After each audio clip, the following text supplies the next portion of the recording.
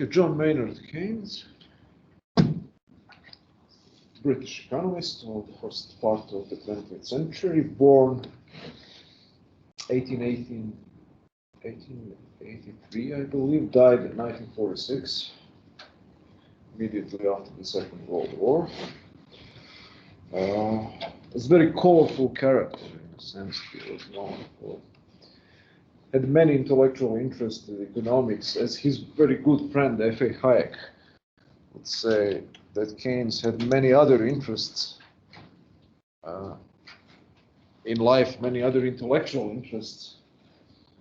For him personally, even more significant than economics. He was a first-rate historian of ideas, businessman, investor. He became very wealthy in stock market speculation, it's bond speculation, continuing the tradition of British economists to become wealthy, like David Ricardo and Malthus and others. Studied at Cambridge University, studied mostly philosophy and social sciences.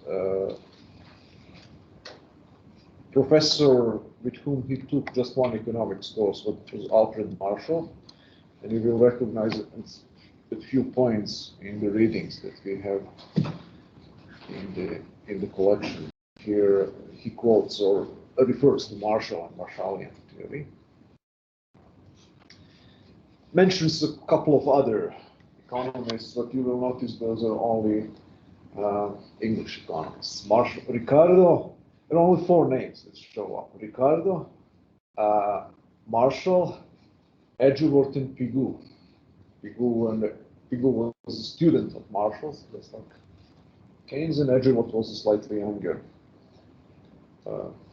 marginalist theorist.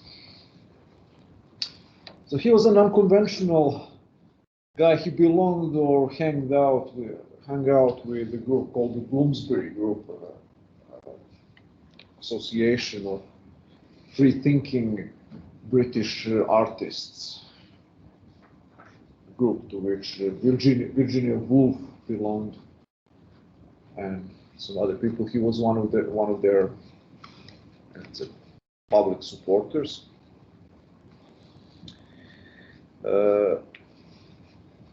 His father was a professor at Cambridge as well, and Keynes had strange relationship not only with his father but also with his family and with his social class, let's say.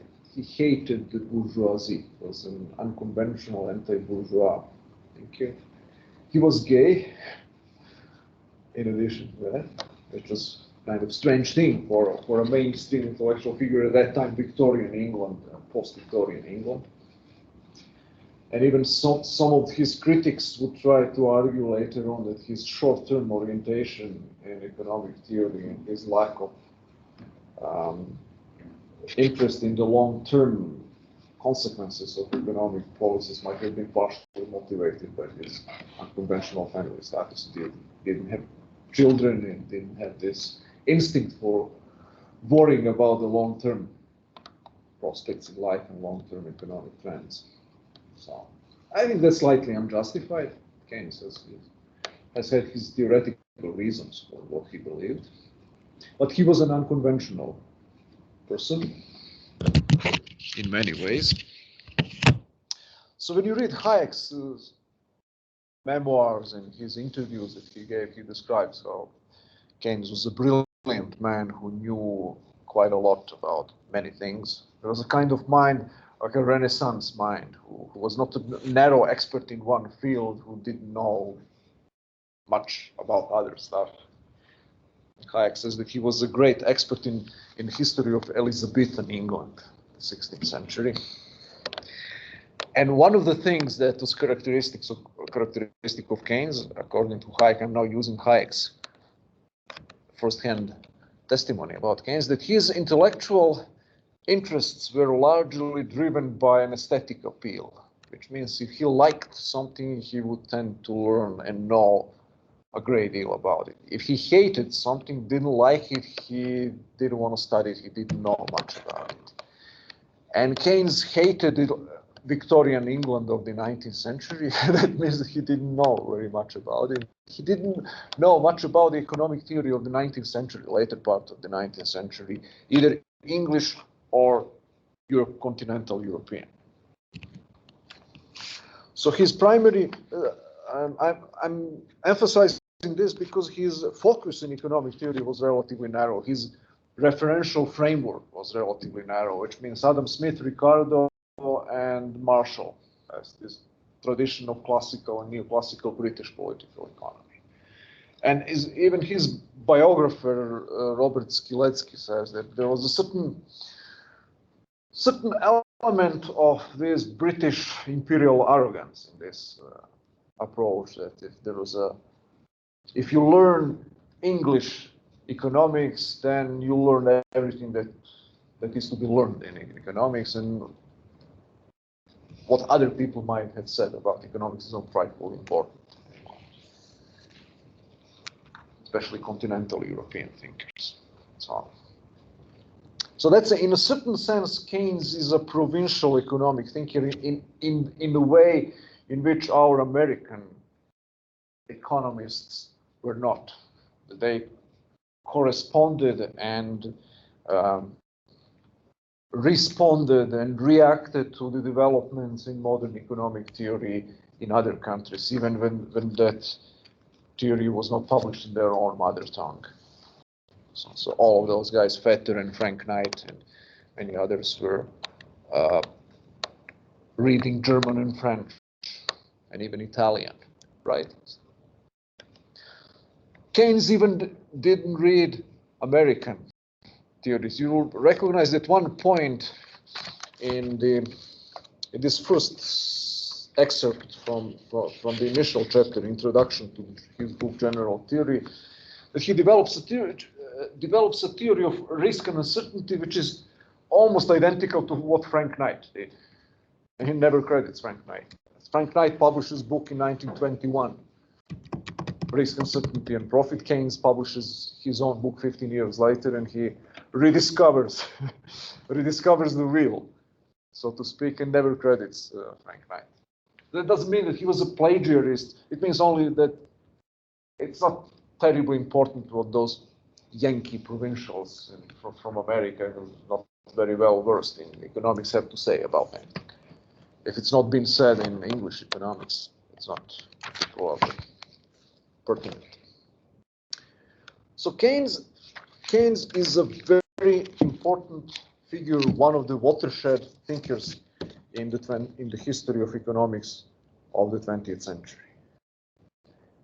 And he was credited partially correctly, partially not, as the founder of modern macroeconomic theory. And if you read carefully those excerpts from his book General Theory, you will have recognized some of those motifs, some of those principles of macroeconomics that made it into all modern macroeconomics textbooks as well. So we read two of his writings. Here an essay, part of the essay called The End of Laissez-faire, published in 1926, and two excerpts from the introductory and from the concluding chapter of his major magnum opus, General Theory of Employment, Interest, and Money, that reshaped modern economics and influenced dramatically modern economic thinking to the point of actually establishing macroeconomics as a discipline. Beyond those two readings, we can point out maybe two other books or two other works that he published. One of them is a proper book. Another one is a longer essay or a short booklet. And his initial intellectual fame came from this original essay published in 1919, I believe, and it is called you might have heard about it, The Consequences of Peace, in which he criticized the World War I's post-war settlement, and especially the high retribution or high, it's called the war. My brain stopped working. What is the term for reparations? Yeah, war reparations paid by Germany. And almost prophetically, he predicted that this might create tendencies towards political authoritarianism, and it can destabilize Germany, because the Allies after the First World War imposed very draconian reparations on the defeated side, on Germany primarily. And Keynes predicted that many bad things can happen out of it, including inflation, including social disintegration and instability, political instability. He's heavily criticized war reparations. And he became popular not only in Germany, he built certain intellectual goodwill and gained respect on all sides as an even-handed, non-jingoistic thinker, because, as you might have noticed, that many English intellectuals have a very pronounced anti-German nationalistic tendency. All of them. Churchill was obsessed with Germans to the extent that he supported Stalin in conquering Eastern Europe, half of Europe, only to spite the Germans. He couldn't force himself to think about Germany in any shape or form, in any other way than as an enemy. And you can find the same thing, Margaret Thatcher, one politician whom I personally admire for her courage and her convictions and her even humanitarian instincts and her love of liberty. Nevertheless, she was bitterly opposed to the reunification of Germany in 1990. You know, until 1990, there were two Germanys. They were divided up. West Germany under the was a part of the Western Bloc, European Union and NATO, and East Germany, which was part of the Soviet Union. And once communism collapsed, Americans and other Europeans, including the French president, François Mitterrand, convinced Mikhail Gorbachev and Yeltsin, the Soviet and Russian leaders, to accept the reunification of Germany, because at that point, Germany was not a military or any other threat to anyone else in Europe. As the Radek Sikorski, the Polish foreign minister, said, I'm probably the first Polish foreign minister in the history of Europe who says Germany should arm more. Germany should strengthen its military. So Germany was unified. The only world stateswoman, let's say, who opposed bitterly to the very end German unification was Margaret Thatcher. So this very strange and very pronounced tendency of anti-German hostility among intellectuals and statesmen, English, British intellectuals and statesmen, in the 20th century, in the 19th century, Keynes is an exception to that. Keynes. So one very good thing that we can say about him, that Keynes was not a nationalist. That Keynes was a guy who understood at an ethical and moral level. He was open-minded and not burdened with nationalistic prejudices. So this was a very good. If you have time, I recommend warmly to read this booklet, this essay on the consequences of peace. The second important book that he wrote is the one that I mentioned last time when we discussed Hayek, that Hayek will criticize in the journal Economica in 1931, 1932. That was a treatise on monetary theory that Keynes published. And we're not going to go into great details about that particular work. Some of the ideas from that book will be taken by Keynes and further developed in the subsequent writings. The End of Laissez-faire is his first major essay in political economy and political philosophy as well, and sociology. Is a kind of interdisciplinary essay. written in 1926, I think published in 1927, in which Keynes offers a diagnosis of modern society, modern economic system, claims that the old laissez-faire, meaning classical liberal economic system, does not exist anymore. There is a tendency towards an increase in government control and intervention in the economic area. And finally, so that's the third one, finally the general theory of employment, interest, and money, which is a book that reshaped modern macroeconomics and developed an argument for an active role of government in controlling recessions and business cycles. So pretty much everything that you might remember from our macroeconomics class about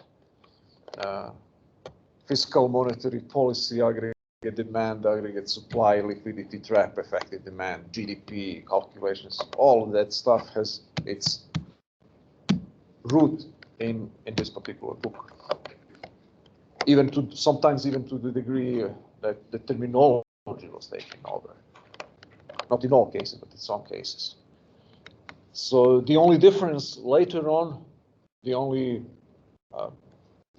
significant changes and improvements of Keynes' theory will be mathematical refinements and systematizations by some economists after the Second World War, such as Paul Samuelson, Robert Solow, John Hicks, who put Keynes's largely verbal logic. Keynes didn't use mathematics in his book, into more formal mathematical models. So they developed aggregate demand, ISLM models, and some others that were more convenient for demonstrating in a stricter form the basic Keynesian conclusions. But the content of the ideas was the same. So Keynes could conceivably be credited as the founder of macroeconomics content-wise. That means in terms of specific problems and ideas and concepts that are discussed and debated in modern macroeconomics, if not in the methodological sense, in the sense of trying to study the economy as a whole at the macro level. You can say that Irving Fisher was maybe a pioneer in that regard, or at least that Fisher and Keynes share the credit for kind of developing that mode of analysis in modern economics. So we have excerpts from those two latter books, from the end of laissez-faire and from the general theory. So then let us get started. What do you think about this, the end of laissez-faire essay? It is interesting. It offers some ideas that you may know from other sources as well. It's a perceptive analysis of the economic system after the First World War that predicts the demise of the laissez-faire system as it existed in his mind before the First World War. It predicts a much greater influence and much greater role for the government in controlling the economic system, and develops certain argumentation for why is that likely to happen and why is that already happening. It says this is not some far away perspective, something that will happen in a distant future. This is something that's already going on right now. Okay, so what do you think? Are there any comments about this? The end of laissez-faire.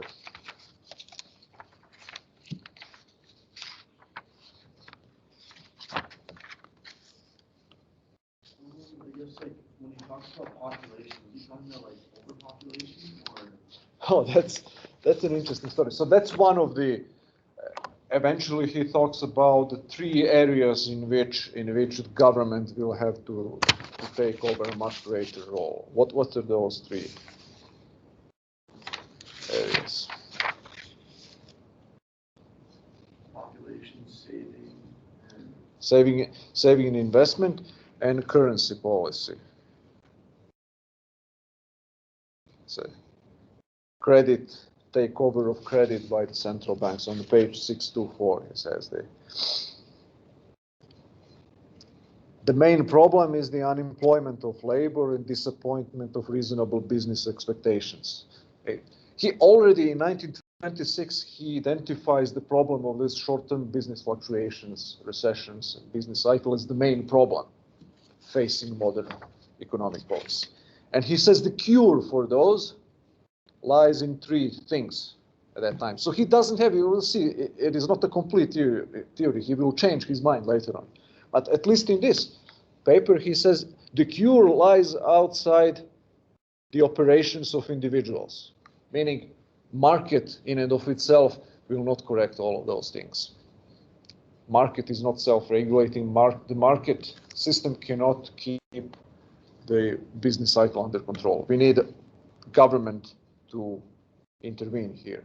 I believe that the cure for these things is partly to be sought in the deliberate control of the currency and of credit by a central institution, and partly in the collection and dissemination on a great scale of data relating to the business situation, including the full publicity by law, if necessary, of all business facts, which it is useful to know. So he says macroeconomic statistics, stuff that the governments just began to collect and release in a systematic fashion in 1920s, 1930s. What he means by this: unemployment statistics, inflation statistics, foreign trade, surpluses and deficits, and stuff like that. Basic macroeconomic statistical data. We need that in order to discover when there is a problem more precisely. And then the means how to, so you see, this is the instrument by which we measure the problem. The problem being the business cycle, we measure it by having ready-made or readily available statistical data about the key magnitudes that we are interested in, like the unemployment rate, the inflation rate, public debt as a percentage of GDP, GDP national income accounting, and so on. And then the means to solve the problem, the means to even out the business cycle, is deliberate control of the currency and credit by a central institution, which means that central bank intervention in the money market, in the credit market, by manipulating interest rates and credit supply in order to control the economy. My second example relates to savings and investment. I believe that some coordinated act of intelligent judgment is required as to the scale on which it is desirable that the community as a whole should save, the scale on which these savings should be abroad in the form of foreign investment, and whether the present organization of the investment market distributes savings along the most nationally productive channels. I do not think that these matters should be left entirely to the chances of private judgment and private profits. So it is some kind of socialization of investment. This is the first germ. He doesn't talk yet about the government investment and government spending as an addition and compensation for insufficient private investment, but that's essentially what he means here, that the government somehow should take control over the investment function of the business economy and to complement or to compensate for the insufficient investment that the private business might do. And notice this, the most nationally productive channels. So he is opposed to globalization. So Keynes, I said just 10 minutes ago that Keynes was not a nationalist when it comes to his ethnic prejudices or lack thereof, and that he was not a nationalist and jingoist and imperialist and so on. That's true, but the logic of his economic theory was nationalist. That he didn't believe that an open and free trade is a good thing, that this control and intelligent planning of domestic economy requires a certain level of self-sufficiency, a certain level of protection against the vagaries of the international markets. So he will say in another part of this essay, I don't think that this is the entire essay that is published. Here he says, free trade used to be a dogma that economists accepted wholeheartedly. So even in our micro classes, we have this analysis of comparative advantage, David Ricardo's comparative advantage analysis. If you have a comparative advantage, then free trade is productive because it allows people to specialize and to gain from trade by exchanging the surpluses of goods that they produce. And so on. This entire price theoretical microeconomic justification of free trade, that's what he means by dogmatic acceptance of free trade, that the validity of free trade is based on some self-evident and demonstrated true theoretical principles. He says no, that we should do away with that. Free trade might or might not be practiced depending on the needs of a national economy. Sometimes it might be in our interest to open up, sometimes not so much. So the government should adjust the level of our exposure to international markets depending on the needs of domestic foreign policy. So it's a pragmatic choice. That's one shift that he makes. It's not a matter of theoretical or of a kind of a priori acceptance of a true theoretical principle, but it's a matter of pragmatic practical choice in the conditions of time. And the third one is what Royce mentioned. My third example concerns population. I think the answer here is even more, is slightly sinister. I'll explain what it is. It is overpopulation, what he means. It's the quantity of population. It's Malthusian theory. So, Keynes is a Malthusian. Remember when we talked about Ricardo and Malthus and Adam Smith and James Mill and John Stuart Mill, like a long time ago, 2 months ago, a month and a half ago. They said that classical economists didn't, that almost all classical economists believed that this economic system, market system, was self-regulatory, that the business cycle was not a big problem. So there was only, and that the main preoccupation of economic policy should be to stimulate production and investment, the supply side of the economic system. The only guy who was standing aside from that, who was opposed, that was Malthus, who argued for the management of demand and who believed that the demand might be insufficient in some cases. So Keynes follows Malthus in that regard. But in yet another regard, remember the essay on population by Malthus. This idea that the means of economic sustenance increase slower than the means than the population. Population increases exponentially, and the economic income and means of sustenance logarithmically, slower and slower. So that's one. So Keynes still believes this. He's a Malthusian in that regard. He thinks there is something like optimal size of the population, and the government should be in the business of controlling that. That's one form of kind of social engineering or genetic engineering. But even more importantly, this is 1920s. So 1900s, 19-teens, 1920s, 1930s. That was a period when everybody believed, or most people believed, and especially progressively thinking people believed in eugenics. So that means that the role of government was not seen only as preventing population to increase in size too much. It was also to make sure that the right kind of people proliferate. That we prevent less desirable, less lower human types from proliferate. You had that in America, that was widespread orthodoxy at that time.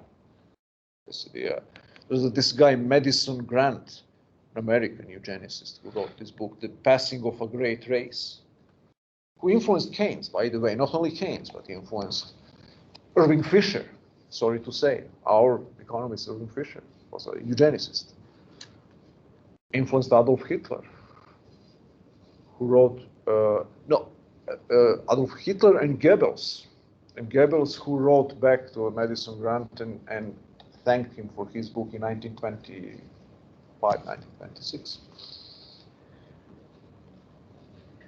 So eugenicist ideas were up in the air, and Keynes was not the exception, and he believed that the role of government should be also to control population growth in quantitative terms and population growth in terms of who can reproduce and how much. So I'll give you one example. In America, you know, when the concept of minimum wage appeared in America, it was in the progressive era, 1900s, for the first time. And that was a period of a very large immigration to the United States from Eastern and Southern Europe, as Italians, Poles, Slavs, Jews from Eastern Europe mostly, Irish from Ireland. And those populations were considered by the incumbent population in America at that time, mostly of North European and Western European stock, like people of English, German, Dutch, or Scandinavian ancestry who were in the majority. At that time, those people were considered to be of lower race. At that time, according to the existing taxonomy of human races, Italians, Jews, and Greeks and Slavs were not considered to be white people. They were considered to be some other lower race. And the fear was that those inferior races will multiply much faster than the Anglo-Saxon stock, as they call the old race of America. And those people had large families, and they came to America here, where you can work for relatively low wages. So those people are ready to work for very low wages. They can then proliferate. They have so many children, both their children and their own, and they work. So then the minimum wage was originally intended as a measure to price them out of the labor market. You set up a minimum wage artificially high, nobody will hire a person who cannot qualify for that wage. Those people are usually illiterate, very low skilled, they don't speak English. They're considered to be stupid by the Americans at that time. Actually, intelligence tests were invented at that time as well. And those immigrants were tested at that time, including Jews, who are usually considered nowadays as very intelligent and educated. They all have very low scores at that time. Poles, Serbs, Croats, Jews, everybody. And then American intellectuals said, is this what we want? To allow this race of barbarians, low IQ barbarians, to overtake America? What will become of us? So we have to slow down the rate of their proliferation. So minimum wage legislation at that time was one of those measures. Eugenicist origins of minimum wage legislation in the United States. And Irving Fisher, by the way, no, Frank Fetter said, are you crazy? You're gonna simply prevent people from working with this minimum wage. This will increase unemployment. And the answer was, that's exactly Richard T. Ely and John Commons and other progressive economists. That's exactly the point. That's exactly the point. We want to price them. So Keynes belongs to that milieu. Actually, if you're interested in that, some economists nowadays discovered the pretty much direct evidence of Keynes' infatuation with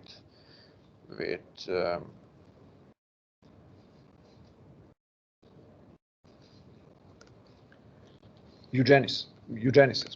You see what he says, the time may arrive a little later when the community as a whole must pay attention to the innate quality as well as to the mere numbers of its future members.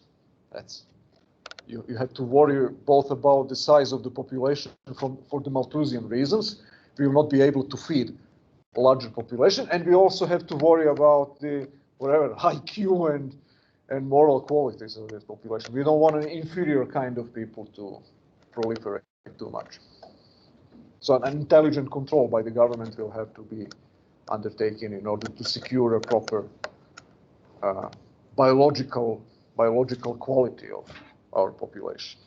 So it's easy now to sneer at this. It's easy now to be aghast at this, but that was the prevailing wisdom at that time. Everybody, eugenics was considered to be a scientifically true theory. There was a consensus of all right-thinking people at that time was that eugenics was okay. Now I can say the Holocaust and Nazi doctrine was the final consequence of that, like the reductio ad absurdum of eugenicism. They consider Jews the lower race, and then you simply just kill them off, all of them, 6 million Jews, because they are polluting the German blood or whatever they do. But it's not just somehow sprung up from the ground out of nowhere. It was a theory that existed and was practiced and preached by some of the best minds of that time, including some of the best economists who we read and cherish for their economic contributions thus far, like Irving Fisher or John Maynard Keynes. Okay, what else do we have here in this essay? So these three things that the governments need to do. What is the argument? Let's go back. Maybe we started from the very end. Let us go to the beginning. This is Keynes's prediction, what is going to happen, what needs to happen, how the government should react to the changes that are ongoing. But what is the character of the changes? At the very beginning of the essay, he describes that capitalism as individualistic entrepreneurship is not reality anymore. That society changes before our very eyes. He talks about like stakeholders or like shareholders, how they're claimed to be like available to make decisions for the company, but not. So you recognize what is the problem he's talking about here? That's the page. Let me see. 623. Yeah. Remember that problem from microeconomics? Shareholders and managers and what to do, what is their relationship, what the managers do, what the shareholders want them to do, and so on.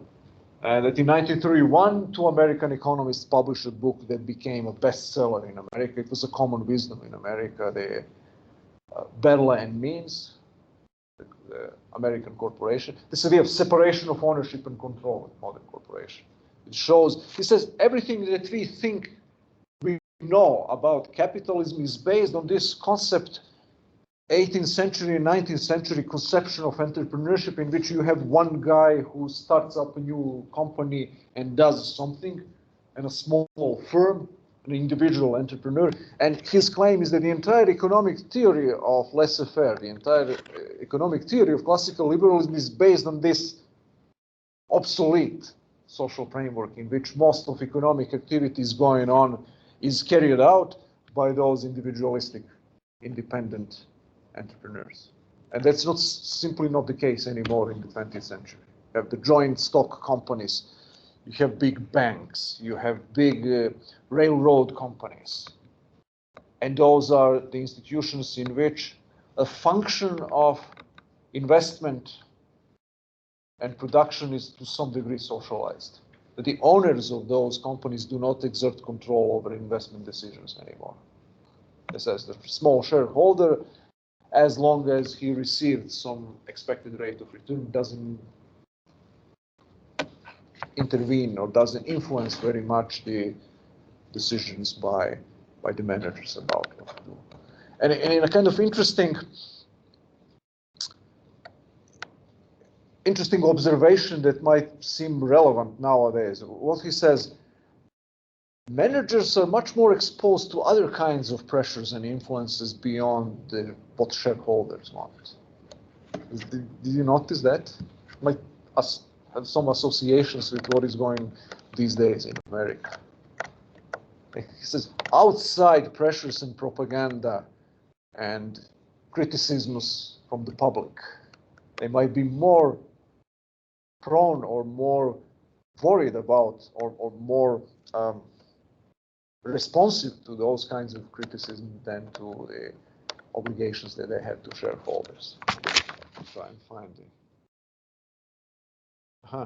The shareholders must be satisfied. It was the middle of the second paragraph, or this paragraph that begins, but more interesting than that. Then the shareholders must be satisfied by conventionally adequate dividends. You found the quotation? But once this is secured, the direct interest of the management often consists in avoiding criticism from the public and from the customers of the concern. This is particularly the case if their great size or semi-monopolistic position renders them conspicuous in the public eye and vulnerable to public attack. So you see, Twitter, Facebook, Delta, Coca-Cola, all corporations that politically do or refrain from doing politically sensitive stuff. They're very sensitive to public perception. They're very sensitive. Their CEOs, their managers are very sensitive to public pressure. So what happened just a few days ago in Georgia? Notice that? They moved the They moved the MLB also. They moved the MLB, and then what other corporations? You have Delta, you have a Coca-Cola, you have Home Depot, you have a bunch of corporations headquartered in Georgia. They have all ritually to release letters condemning what the Georgia legislature did and to support different kind of political narrative. So see, why is that? Why is that? What do you think? What motivates those people? The CEOs of big corporations. Is Keynes right that they are not, that this doesn't have anything to do with the corporate profits, that they are responding to other kinds of pressures, or maybe both? Why would the CEO of Delta or Coca-Cola make any comments about a political issue? Doesn't affect financial bottom line. Seemingly doesn't affect the bottom line. Go ahead. I mean, they don't want to look bad. They don't want to look bad. Why? Why? Because of the money. If an influential and numerous group says, whatever, Democrats in America, half of the country, if they stop buying Coca-Cola or stop flying Delta, that's a big problem. So at this point, the Democrats seem more politically pissed off, so they are trying to cater to them. Don't be surprised at all if a threat to boycott on the Republican side picks up steam, as it seems now. There's Mitch McConnell started making noises that stay away from politics, like a thinly veiled threats to Coca-Cola. They may make a U-turn in this regard if they assess that their financial bottom line will be hit more by the Republican boycott. So at this point in time, it seems that they respond more to those pressures from the Democratic Party, but it's not cast in stone. So it seems that Keynes here was very observant about what was going on. The only thing that we can object here, the only kind of qualification that we can make is that it's not clear to what extent is this some personal interest of managers, this kind of response to public pressures, and to what extent this is just what they're paid to do, to take care of corporate profits. So Keynes seems to accept here conventional Berlin means theory of public corporations. Says that separation of ownership and control renders this organization inefficient. So essentially you will have to nationalize it or semi-nationalize it to some degree in order to function properly. Berlin means said it will have to disappear because you have an inherent conflict of interest between the corporate officers, managers, top-level managers, and owners and shareholders. And now we know, as you remember, we read Alchin's textbook, and we remember that this was not quite the case. That was not quite the way how it played out in the 20th century. You see that the market found ways to control the managers, to make a corporation a functional entity within the private property rights-based economic system, like hostile takeovers, labor market, stock options, all kinds of direct or indirect incentive and monitoring mechanisms that make sure that this conflict of interest is not fatal for the corporation. But at that time, we cannot blame Keynes for not seeing the future, for not seeing that in the future something will happen that will make a corporation basically consistent with this theoretical framework of the 18th and 19th century. He thought this. Individual bargains, prices, markets, supply, demand. He says all of that stuff makes sense only within this narrow framework of the 18th and 19th century economy, in which you have individual proprietors running the firms.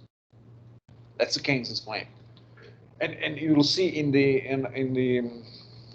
the book, in the general theory, he reiterates that. This is what Marshall and Pigou say about theory and supply and demand, and theory of production. All of that applies in a very specific case. It's a long-term stability. So Keynes is this thinker who, I'm certain that he thought of himself in a certain sense as like an economic Einstein, who found a small contradiction in the already existing paradigm theory, Einstein's small anomalies in the Newtonian theory of gravity, and then has shown that his own theory is a general theory, and the Newtonian theory is just a special case that can help explain quite a lot, but there is some tests that the theory cannot pass, and we'll have to develop a theory or a correction of that theory. And that's why he says the general theory of employment, interest, and money.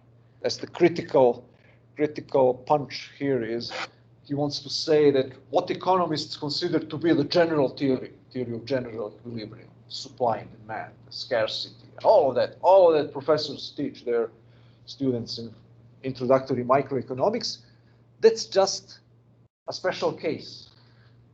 That only applies if and when there are no deficiencies of demand and short-term fluctuations, recessions. But that's not always the case.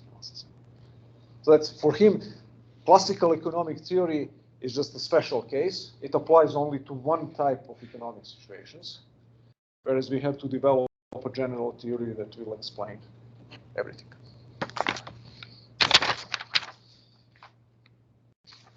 Okay. Let's move to general theory now. So, can you identify some of the ideas you remember from macroeconomics in those readings? Can you do that for me? Did you recognize any of the basic macroeconomic ideas in those brief readings? Yes, the theory of interest kind of seems a little familiar. Theory of interest? Money hoarding. Money hoarding. Okay, so what is the concept of liquidity trap, liquidity preference? So what is the basic? Can somebody jump in here and help us a little bit with this? What is the theory of interest? The relationship between the theory of interest and hoarding. Keynes.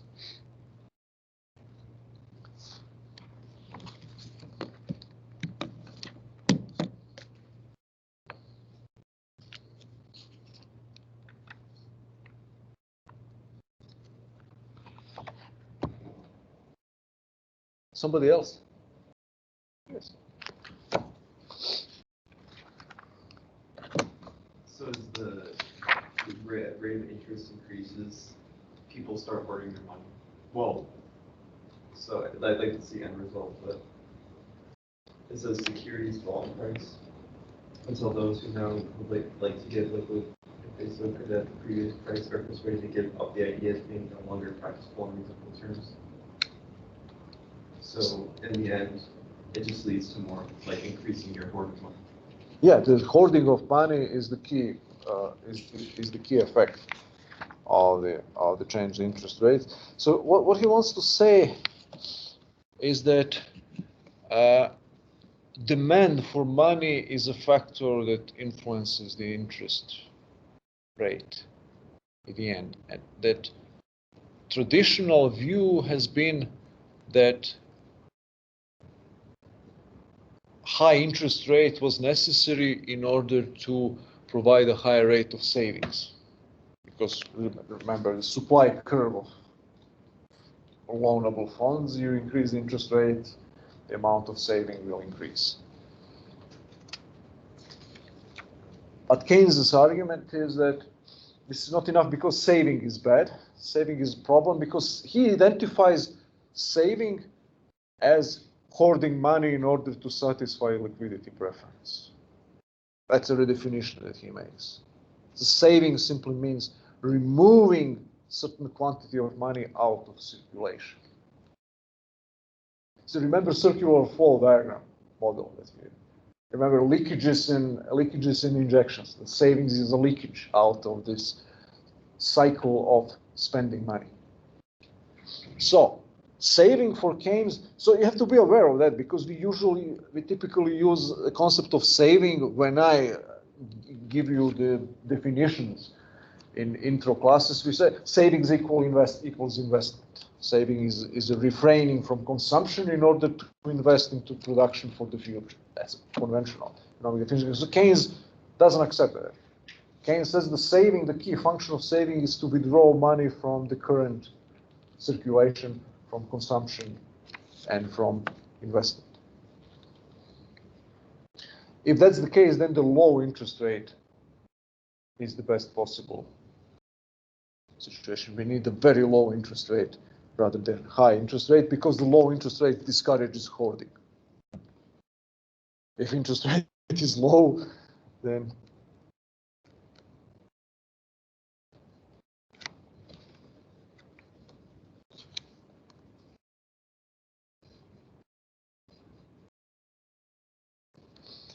but even more importantly than that, the theory with which he begins here is the Frank Knight's theory of risk. That's the line of argument that Keynes uses here. The theory of risk and uncertainty.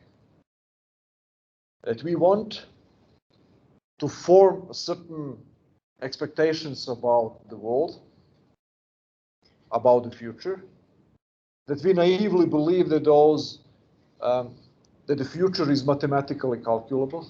So remember that Frank Knight also believed that it's not mathematically calculable. We cannot calculate the probability of failure, probability of profit and loss. Keynes says, yes, we cannot calculate it, but we act as if we can somehow. And we have certain perceptions and certain conventional ideas about what future might hold, which involves the relative risks of profit and failure. So we ourselves individually are stupid, and we know we are stupid. We don't know very much. We then rely on other people. So then prices of securities and interest rates and all other economic categories are products of this conventional wisdom that people have. That might be right or might be wrong. So in some periods, people are confident in those predictions and those conceptions about the future that they have, that are crystallized in securities prices and prices of bonds and prices of all other goods and services.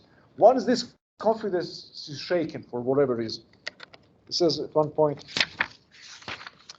so where is that?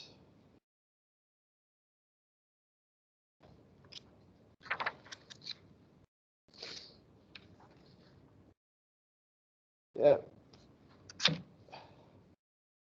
Because partly on reasonable, partly on instinctive grounds, on 629, the next to last paragraph. Our desire to hold money as a store of wealth is a barometer of the degree of our distrust of our own calculations and conventions concerning the future. So that means when we don't believe that that investment will be profitable, that we don't believe that what we thought about the economic life is correct, then we take refuge in liquidity. That money is much more secure. Money is the present good. You know, money is something that you can use right now. All investment is a future good, whatever the time duration, whatever the maturity. 1 month, 3 months, 6 months, 12 years. Nevertheless, investment is a future good. And if we are not confident in our assessment of the future, then we might get scared about the future. We may sell our stocks and even bonds and take refuge in the short run. In the short run, forms of wealth. And the most short run form of wealth is cash, liquidity. Remember the yield curve that we talk also in macroeconomics, yield curve that looks like this. So interest rate of return on investment increases with the maturity of a security, with the period of time for which the investment is being made. Of course, because the longer the time period, greater the time preference component and greater the risk as well. So higher interest rate. But then when people lose the confidence in their predictions about the future, the yield curve flattens or even inverts. That means the rate of return on the long-term investment is much lower than it used to be, sometimes lower than the rate of return on very short-term securities. Why is that? Because everybody's selling off the long-term securities and buying short-term securities because they're more secure. So people run in cash and short-term bonds. So Keynes describes the mechanism by which a recession begins. That's the psychological mechanism whereby people demand for money and demand for all short-term forms of wealth increase at the expense of the long-term forms of wealth. So he says the significance of this characteristic of money has usually been overlooked. And insofar as it has been noticed, the essential nature of the phenomenon has been misunderstood. He says this, Ludwig von Mises, who is a bitter opponent of Keynes, says that this is a correct theory. He says the money, one function of money is to serve as an insurance against uncertainty. That's the term that Mises uses. This is Keynesian term. So I had a question. So who came up with the idea of the savings equals investment? Who was that? That's from Ben Bawerk and Ricardo and Smith, the entire classical economics. And how do you think it emerged into what we know today is savings is not equal investment? Equals. Oh, why a Keynes's theory that saving means actually withdrawing money from circulation. Keynes's definition. It's actually even more complicated than that because Keynes is not consistent in the usage of his terminology in general theory. That's one of the difficulties. It's a very difficult book to read because he's has a very cavalierly relationship with terminology. At some points he uses the concept of savings in a conventional sense, but at others he uses it in this sense of withdrawing money from circulation in order to use it as a store of wealth in the short run, as an insurance against uncertainty. That's how it came to be. That's the source of the idea that saving is bad. It's this Keynesian reframing of the argument. Of course, Mises would say later on, this is not harmful, actually. This is not a leakage from the system. Because if we are uncertain about the future, then it makes perfect sense for us to move the money out of investment and consumption to insurance against uncertainty. If we are afraid against uncertainty and we want to insure ourselves against it, then we're going to do it. That's a rational thing to do, according to critics of Keynes.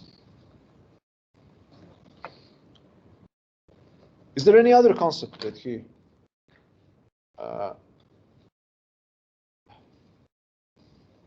631, there is this concept of aggregate demand. Let me find it.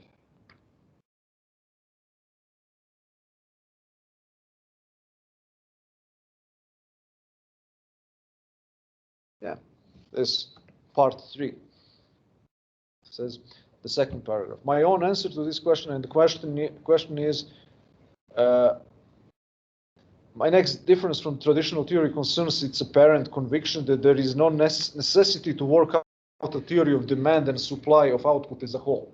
Also say macroeconomic theory of demand and supply, aggregate demand and aggregate supply.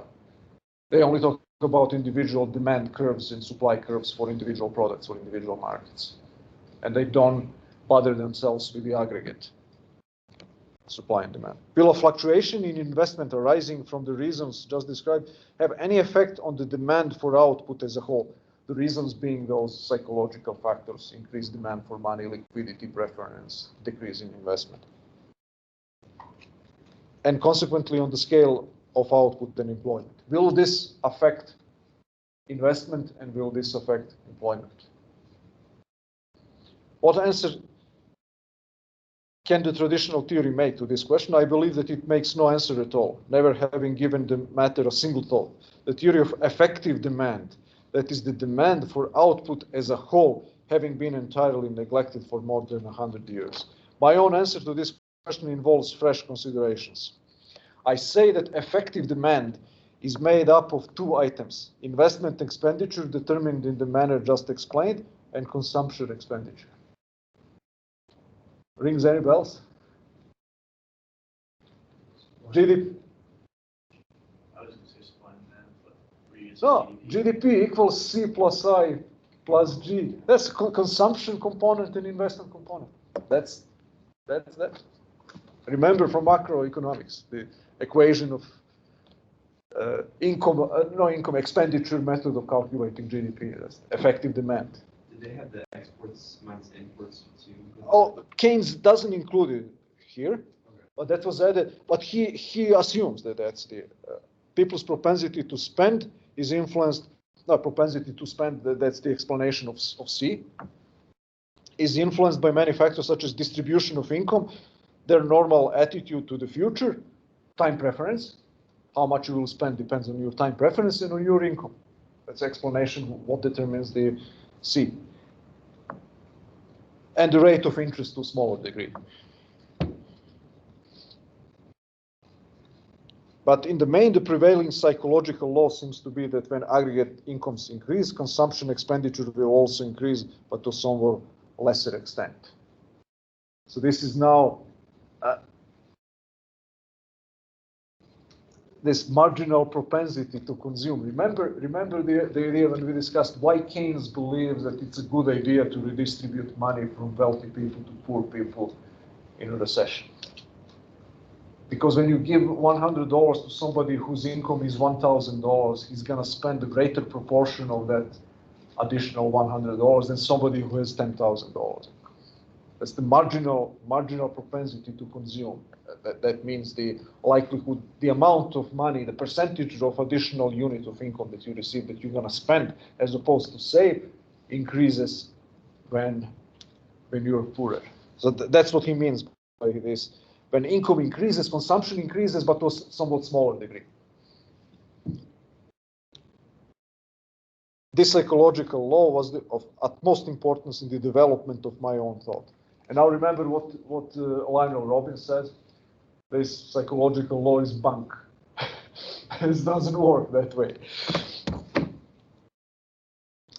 I think absolutely fundamental to the theory of effective demand as set forth in my book. But few critics or commentators so far have paid particular attention to it. So that's the theory of aggregate demand. Then you have later on, in the second part of the chapter 24, you have on page 635, what I said, this part 2. Justification for a moderately high rate of interest has been found hitherto in the necessity of providing a sufficient inducement to save. but we have shown that the extent of effective saving is necessarily determined by the scale of investment, and that the scale of investment is promoted by a low rate of interest. See, what is effective saving? That's an amount of income that is not consumed, but rather invested into production. But effective saving is that amount of money that is not consumed, but invested. The rest of saving, ineffective saving, is this hoarding money. So he says a low interest rate will increase savings because it will increase investment. When interest rate is lower, people will borrow more money, they will invest more. That's the end of the story. Saving is unimportant. So what's going to happen then? The concept that became relatively well known later on, euthanasia of the rentier, on the next page. That's the second paragraph now.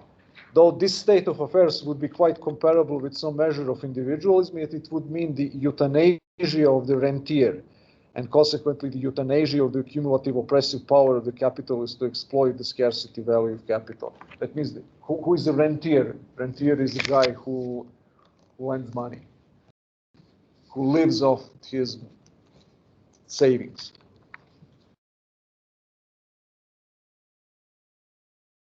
And then somebody asked me this last time about whether Keynes believed in scarcity or not. And here is a part of the answer. My response was that Keynes in general does believe, but in the situation of a recession, he doesn't. The situation of recession, the capital doesn't have opportunity cost. But it seems that it's even worse than that. I've forgotten this passage here. It begins with, but whilst there might be intrinsic reasons for the scarcity of land, there are no intrinsic reasons for the scarcity of capital. An intrinsic reason for such scarcity in the sense of a genuine sacrifice, which could only be called forth by the offer of a reward in the shape of interest, would not exist in the long run, except in the event of the individual propensity to consume the. So he wants to say, you don't need what this means. The capital is not scarce. You can create as much capital as you want by printing money and increasing credit artificially without savings being made, without people reducing their consumption. That's what he says. Okay. So we typically understand capital investment. Robinson Crusoe. I have to sacrifice catching fish right now in order to make the implements that will allow me to catch much more fish later on. I have to sacrifice my present consumption in order to create capital goods, hooks, lines, nets, canoes, in order to catch more fish tomorrow morning. So then apply this to the macroeconomic concept. We need to save more as a society in order to invest in better machinery, equipment, raw materials, and so on. So capital is scarce. You cannot just create it out of thin air. And Keynes here says, what if we assume that we can create as much credit as possible by low interest rates, by using this central, that's why he insists in the first paper on socialization of credit, in order to make the scarcity of capital go away, to create sufficient amount of credit in order that people indefinitely can increase their borrowing and investment. Not indefinitely, literally, but without principal limitations in the rate of savings that we have. So this link between saving and investment is broken because what he says, effective saving, actually when the government buys $1 billion worth of bonds, that's effective saving. Nobody saved money, but that's effective saving. Why? Because it creates new investment. Banks have more money, they will borrow that money, they will lend that money to entrepreneurs. Entrepreneurs will buy capital goods, will increase production. That's effective saving for Keynes. Money that you as an individual save and put in your mattress on your checking account or savings account, that's nonsense. You shouldn't do that. You just withdraw money from circulation. Sterilize the money. Money is sterile because it doesn't produce capital. It doesn't produce profit. So that's another idea. By the way, this is not so crazy. One of the American founding fathers believed the same thing, Alexander Hamilton. So the paper credit, when he debated Jefferson about the wisdom of erecting the national bank, he says, what's that? The paper credit can indefinitely, he says, indefinitely augment the amount of capital that we have in our society. What effect does that have on the value of the dollar? That's the problem. It's slight inflationary. Now, you have to understand, 1920s, early 1930s, those were deflationary decades. So the problem was deflation, that the price level was going down. During the Great Depression, Keynes writes this in 1936. The Great Depression lasted until 29 to 33 and even continued after that. The price level was very low and declining. The money supply decreased by 50, 60, 70% in both England and America. Everybody was terrified of deflation at that time. So then you can say, nowadays, from this vintage point, we say, aha, this has inflationary consequences. Can you see it? At that time, people were not worried very much about that. That would be if similar as if we were worrying now about, I don't know, smallpox epidemics, whatever. So it was not on the radar screen at all at that time.